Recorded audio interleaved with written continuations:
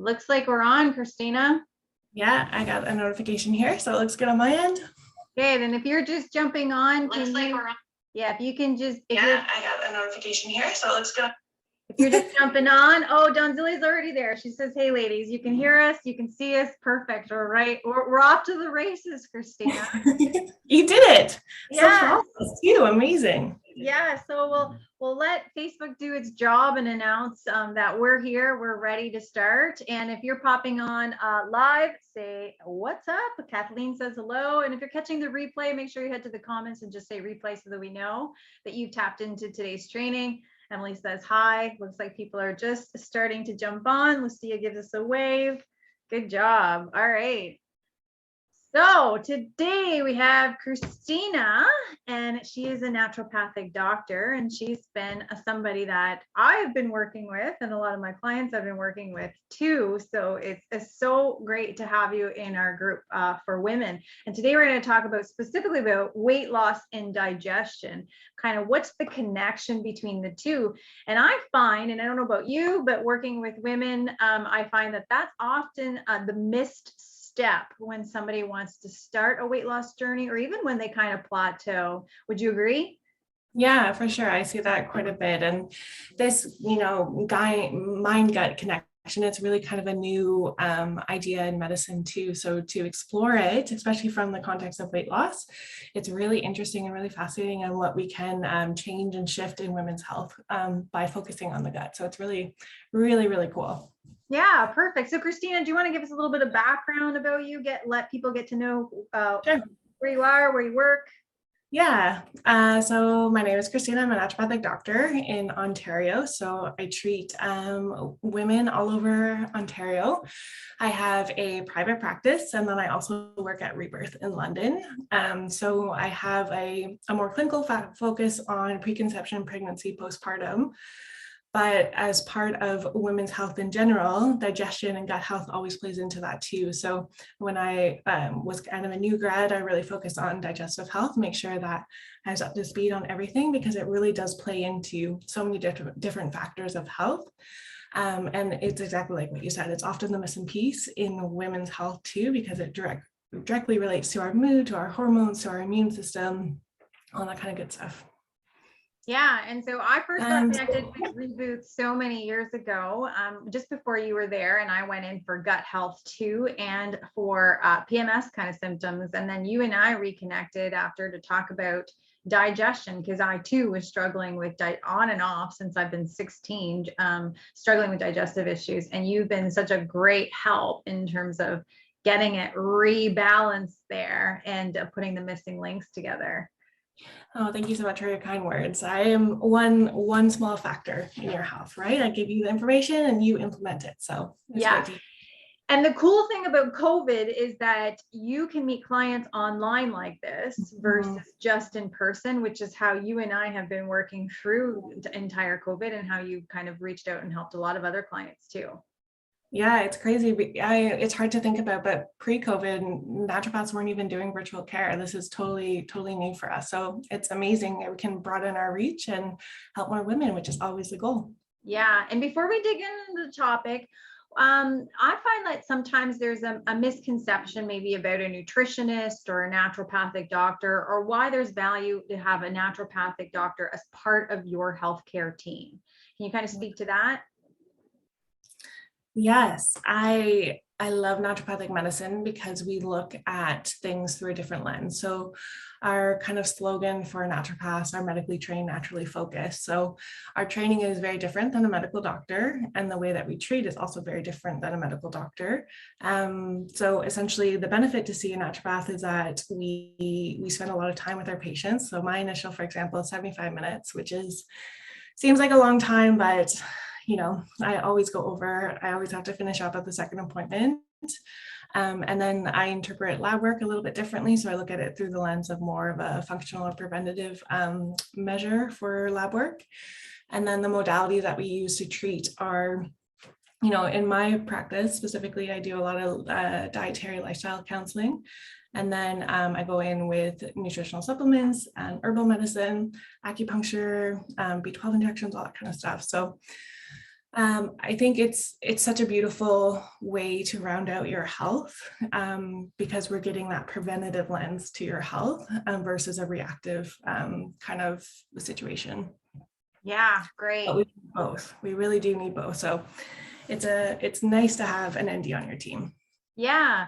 So pop into the comments and let me know, is this new? Do you have an ND as part of your team? Right? Yes. And if you don't have one and you're looking to explore or looking to learn more or whatever, then you head to the comments and let us know. Do you have an ND as part of your team? Yes or no? Let's get started. So let's just start general and broad.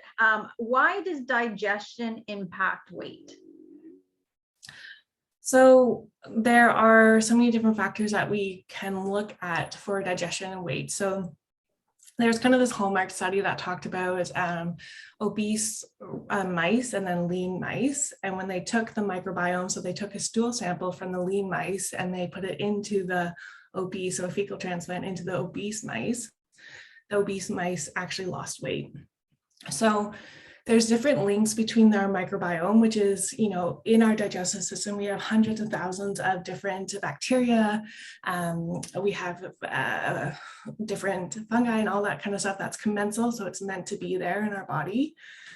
And sometimes for a number of different reasons, like maybe you've gotten sick, maybe you've been exposed to, a lot of antibiotic use, your microbiota in your digestive system can fluctuate and change a little bit. So depending on kind of what bugs are colonized in your gut, it can actually dictate our weight and how things are going there. So there are different connections to different bugs specifically that can be cultured from your stool that have been related to, different autoimmune conditions, but also that genetic factor of weight. So our body has a set point of weight that it likes to kind of hang out at, and we can kind of play within that realm. But essentially the microbiome is really a big factor in your weight too. It's not the end all be all for your weight, but it plays a role. So by supporting digestion, supporting that microbiome in your digestive system, we are there for supporting weight. Yeah. And so, the term leaky gut gets thrown around. So that would be an example of something being disrupted in the gut, right? And then we're not able to digest or receive nutrients from the food. Do I got that right? Yeah, for sure. So leaky gut, essentially, if we think about our cells and our intestines, they like to be really connected, but in leaky gut, for whatever reason, the zonulin, the connector pieces, they start to break down and our cells just they're not as tight. It allows the opportunity for different particles that wouldn't normally get passed through the gut cells to go into the bloodstream and create inflammation. So leaky gut too, there's so many different reasons why we could be dealing with leaky gut, but often it relates back to food sensitivities. So food sensitivities, that's a delayed reaction. So it's an IgG mediated immune reaction, whereas like an anaphylactic, you're allergic to something, let's say peanuts, that's an IgE mediated reaction. So leaky gut, if we're consuming foods that aren't being digested, not being handled properly by our body, it can create that microinflammation in our gut, and then we're not going to absorb things. We're not going to get the benefit of a lot of our food. We're going to become deficient in certain nutrients like zinc, B12, iron 2 is a big one, vitamin D, all that stuff. Yeah. And just, vitamin D, iron, it's like, then it pays with their energy. And so what I hear from women is like, oh, my energy's in the tank, and that hinders my ability to like work out consistently or exercise, but they blame willpower. And here we are saying, hey, there might be something else going on the back end. Yeah, it's crazy. It's just a simple blood draw to get us a level of your nutrients. And I run quite a few blood draws just because if we're low in B12, let's say, that willpower is going to be pretty non-existent for you.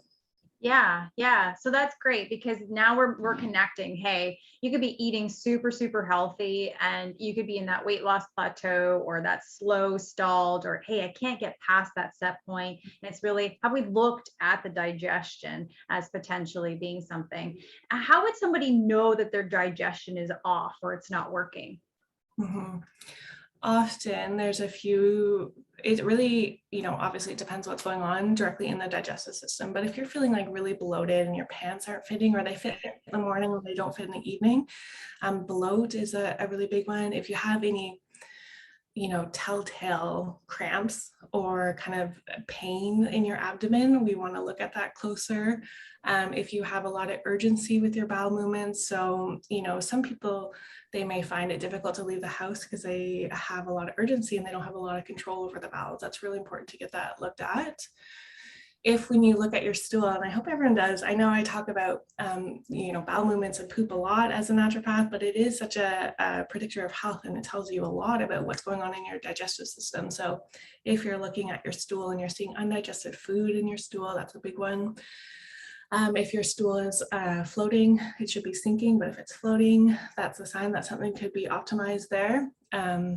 If you're having, really, it's normal to pass gas, both burping and farting, it's totally normal. But if it's becoming a really big issue and it's really smelly and you can clear out a room, that's typically something that's pointing towards a dysbiosis in your digestive system. Heartburn is another one, chronic heartburn. Yeah, those are some of the bigger ones. But if you have any blood in your stool, that's a red flag and we want to get that checked out. Yeah. Yeah. And so head to the comments if any of those signs that Christina kind of covered there is something that you've been experiencing. Just say yes, you can list it or not, or if that's too private for you, then just say like, yeah, some of those are resonating with me there, just to see. And talk about women sometimes come to me and they say they don't go regularly to the bathroom. How is that kind of connected to digestion and weight? It's important to remember too, when we talk about bowel movements, is that that's a huge form of elimination for our body. So that is a normal, natural process, and our body is meant to get rid of things that it doesn't need. And so constipation is a big one. So in a perfect world, you would be going to having a bowel movement once a day. If you're not, that gives an opportunity for different things to get reabsorbed into your body. So if we talk about hormones, if you're constipated, it just gives an opportunity for estrogen to get reabsorbed and different toxins and different things that your body wants to get rid of, but for whatever reason it's not. So there's functional constipation, there's impactation, there's diverticulitis, all this kind of stuff too, that can really play into digestion. But having regular bowel movements, again, that's just part of that overall predictor of health in terms of digestion. Yeah. And for me, like, it's full disclosure is I go to the bathroom a lot. And so in before any of this, it was like 8 times a day, 6 times a day. And when I was meeting Christina, it was 4 to 5, but I wasn't emptying myself. Even though I was going to the bathroom a lot, I was still backed up basically. And so that's kind of what we discovered between my specialist and you, is that's kind of what we've been working on is, okay, what's going on? And I thought because I was going frequent, I was unloading, but apparently I wasn't. Yeah, it's really not that uncommon to have that kind of more impactation constipation, especially in kids too. I see that quite a bit. Yeah. So talk about, I just want to backtrack a bit because you mentioned estrogen. So what's the connection between digestion and estrogen there? Because a lot of the women in the group are middle aged, so they're approaching menopause or already through or in menopause. Mm-hmm. So in premenopause, so you're still have your period, but it's kind of all over the place. We see estrogen go up and down, up and down. If we were to measure your serum estrogen, so your blood levels, it would kind of be all over the place. That's really important. When we look at estrogen going through to menopause, estradiol is that main active source of estrogen. It decreases as we come into menopause, and then estrone increases. So your body wants to eliminate all of that estrogen, and we want to make sure that things are going frequently, so it's not having the opportunity to be reabsorbed and kind of wreak havoc. So, people will throw around the term estrogen dominance. Whether or not that's a thing is a topic for another day. But at the end of the day, we do want to move estrogen out of the body, especially with menopause. For sure. Yeah. And I have one more last question, just because I know a lot of the clients and I know a lot of the women is sometimes we get in the habit of eating the same things all the time. They're super healthy, but we eat the same foods all the time, eat the same salad, the same breakfast or whatever. How does that impact digestion, inflammation, and weight? Yeah, we want to add as much diversity into our diets as possible.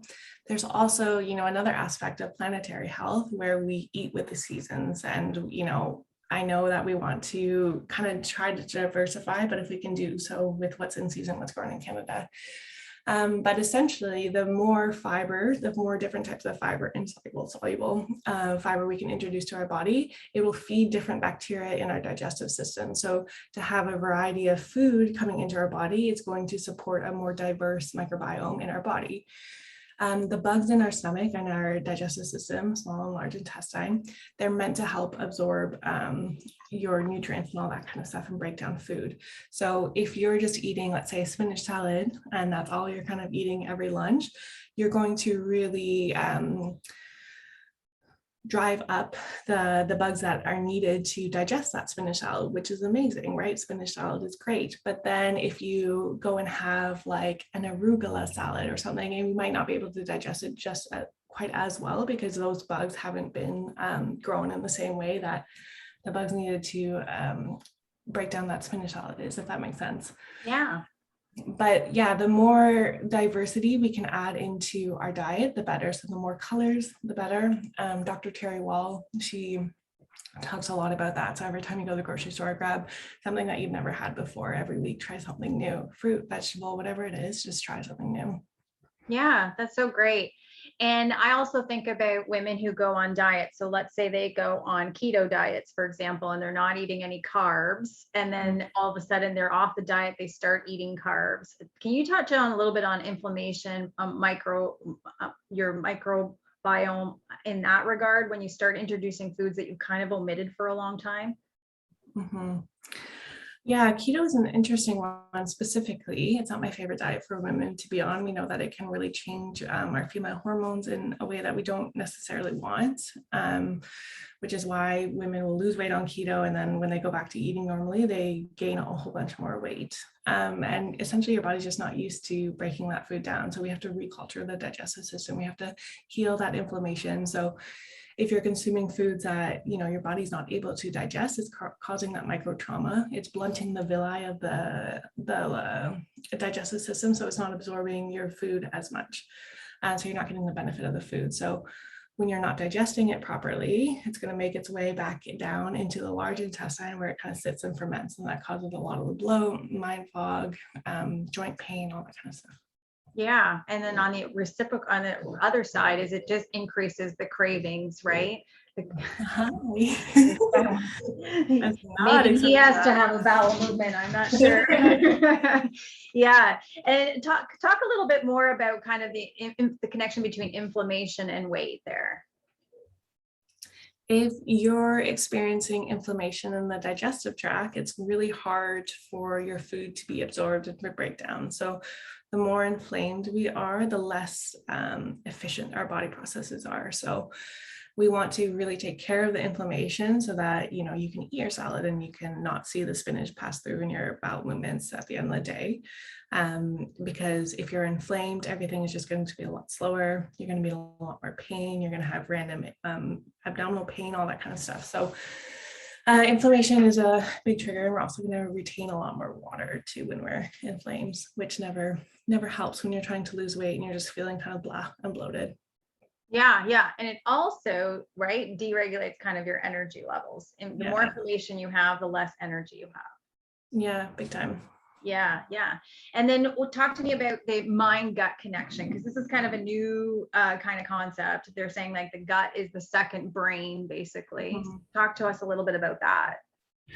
Yeah, there are so many really fascinating studies talking about the mind-gut connection because of this enteric nervous system. So essentially that means that in our digestive system, it's not just for digestion of food. There's also a lot of lymphatic tissue, a lot of serotonin production in our digestive system. So when we have a healthy gut, we also have a healthy immune response.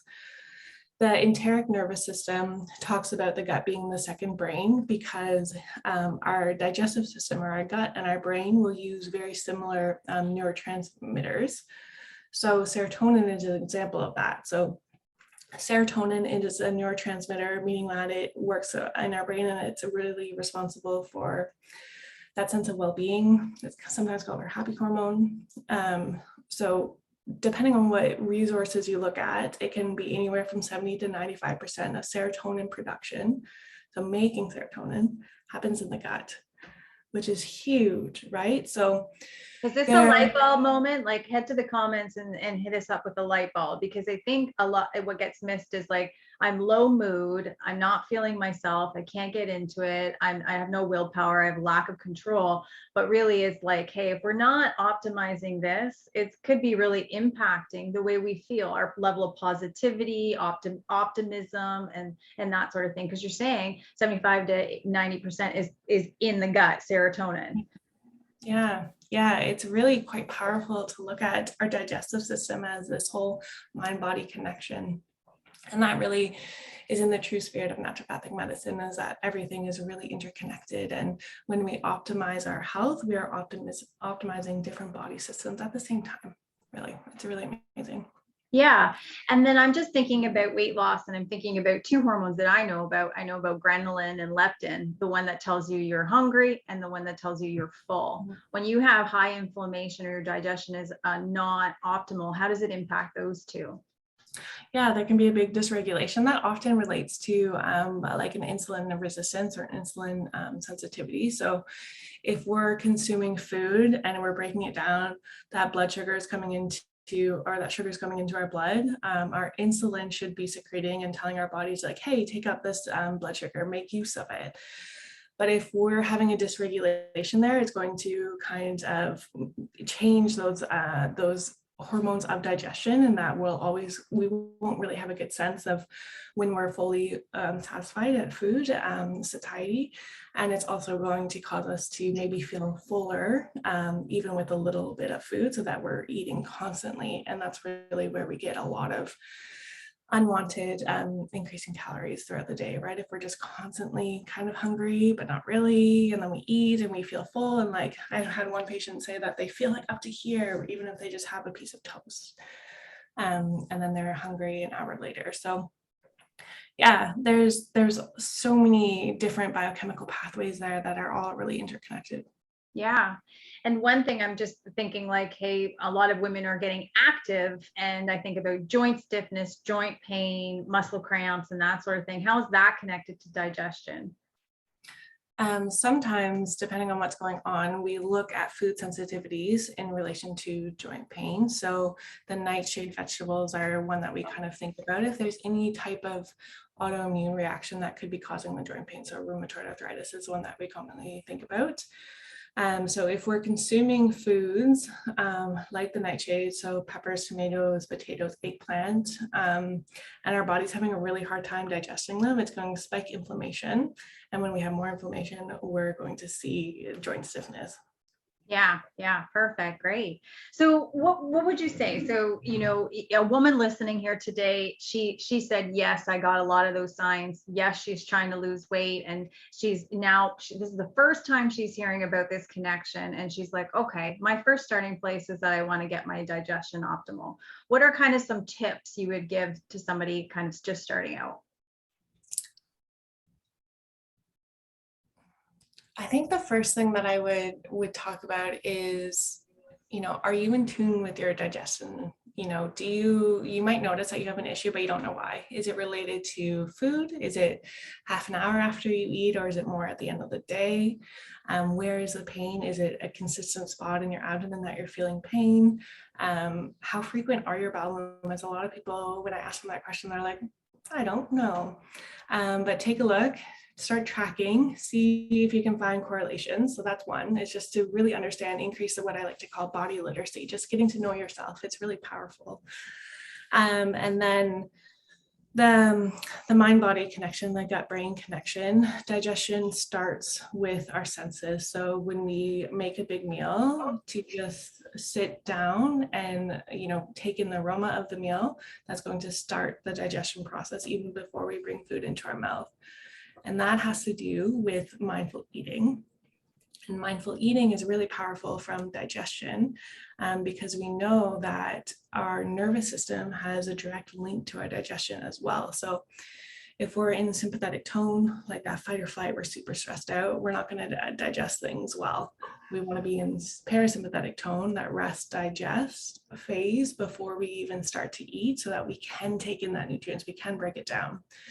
So even before you eat, just sit there with the food in front of you, smell it, take a few big breaths in through your nose, out through your mouth, engage in diaphragmatic breathing, which is going to help shift us into that parasympathetic nervous system tone.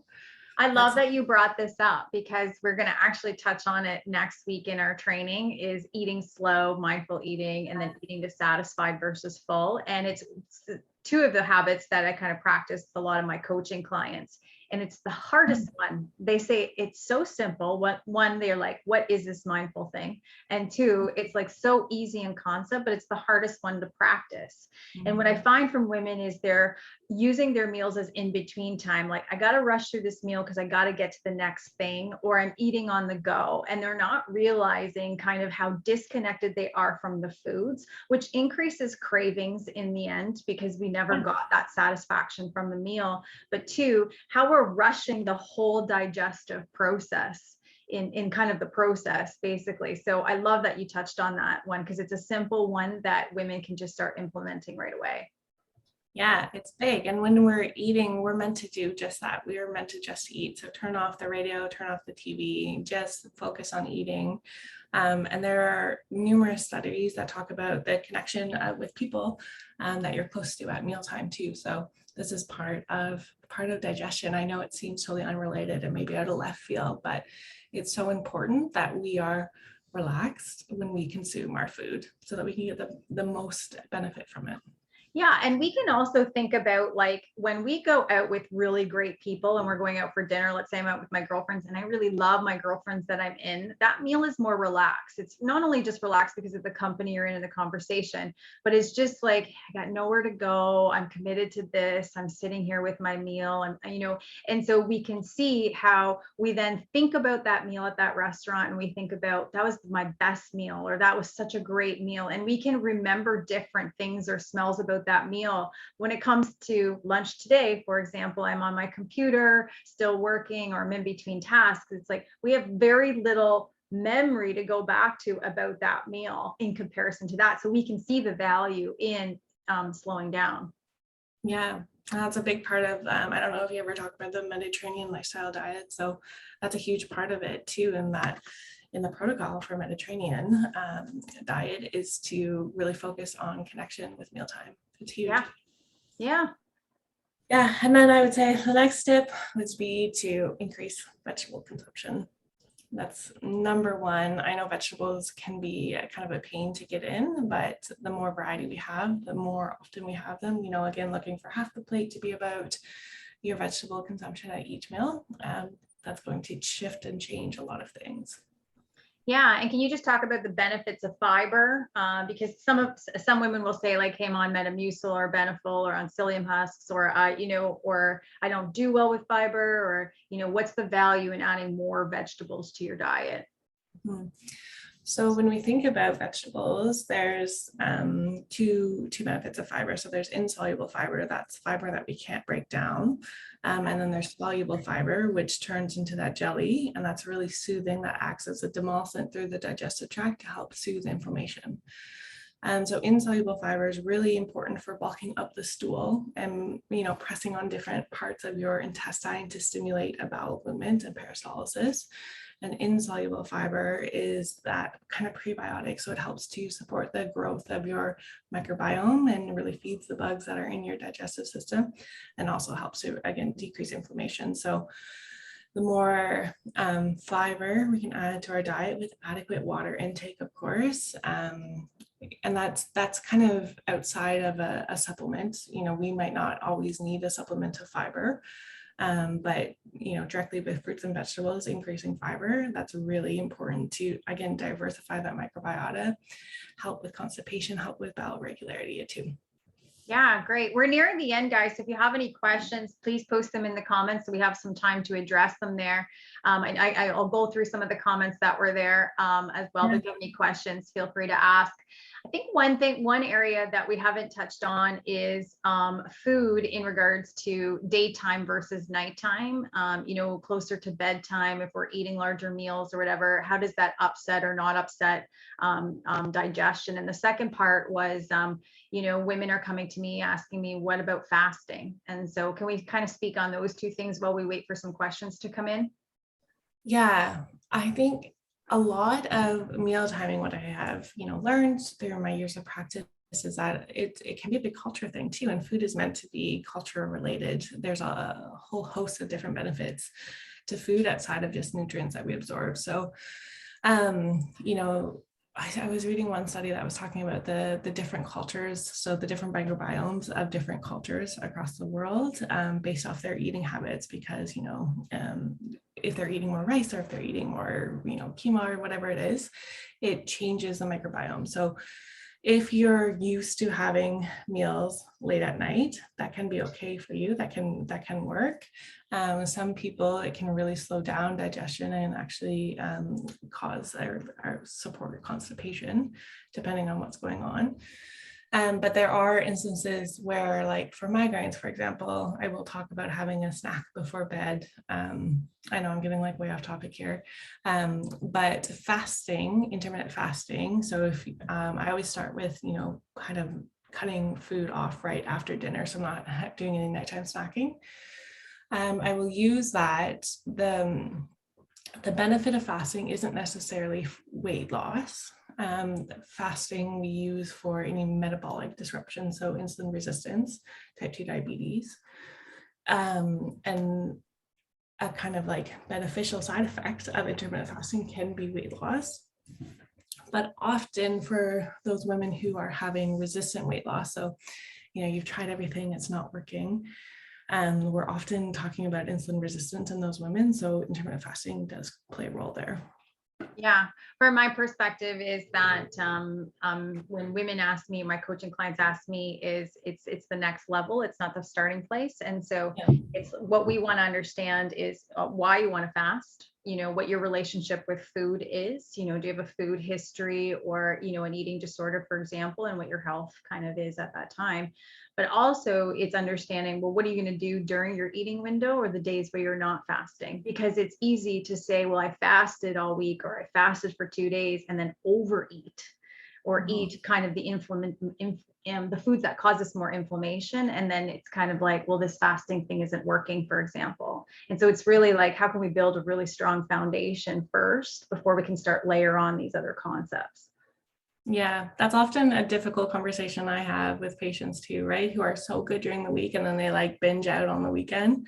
That's such a hard habit to break. But yeah, I mean, there's so much. I think intermittent fasting has its role, but I agree that it's not something that is necessarily a first step for weight loss for sure. Yeah, so I'm just going to go through the comments here and see if I can see them here. Any thoughts on gluten-free, dairy-free, and sugar-free meal plans?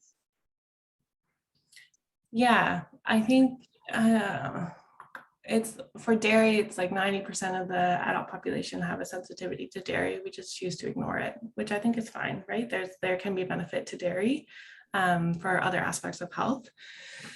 In terms of dairy gluten-free, if you feel like you have a sensitivity to dairy, I think it's worth doing a modified elimination diet under healthcare supervision.